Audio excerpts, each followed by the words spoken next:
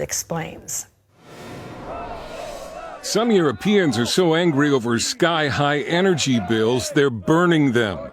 Others are starting to gather firewood for winter. These are some of the wealthiest nations in the world, and yet citizens are wondering if they're going to be able to heat their homes when the weather turns cold. London's mayor is warning that millions won't be able to afford food or heat this winter. We're at prices which are 10 to 15 times the 10-year average.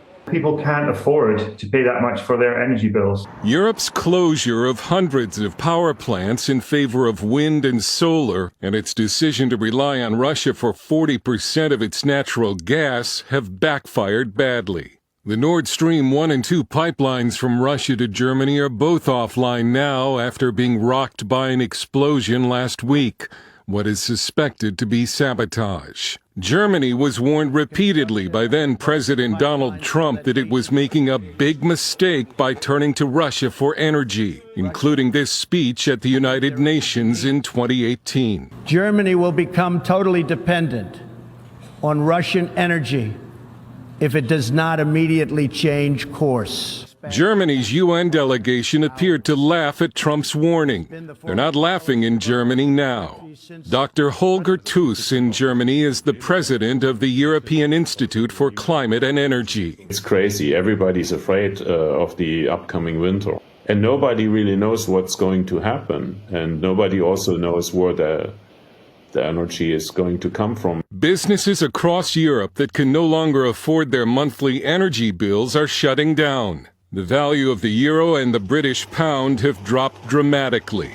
And despite an energy crisis that has turned into an economic crisis, European nations are continuing to close and dismantle nuclear reactors. 10 years ago, Germany had 17 nuclear reactors. It's decided to keep only 2. And only as backups. America should learn a lesson from Europe's energy crisis, but the Biden administration seems to be going down the same road.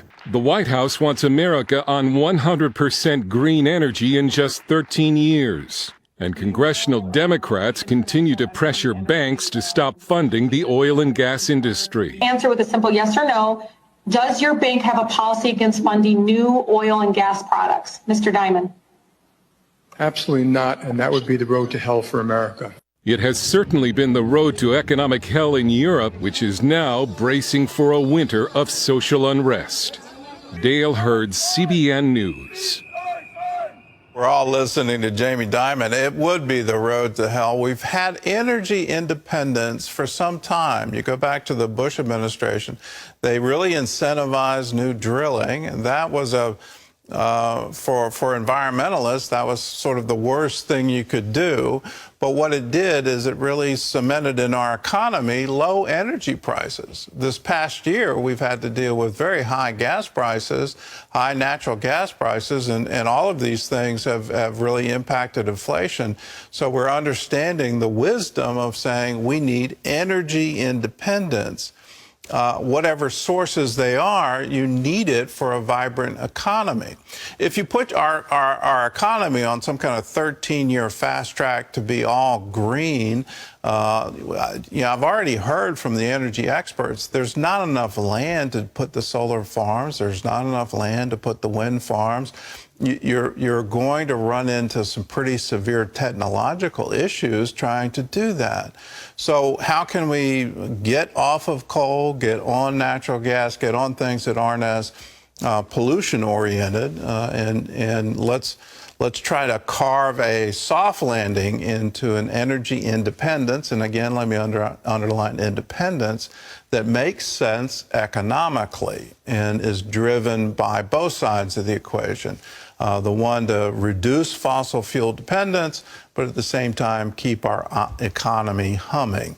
Europe didn't do that, and you're seeing the after effects of it.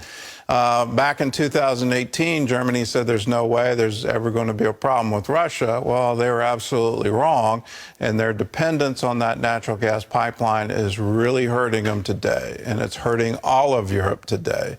Let's look at what is happening to them and say, not us, let's go a different way.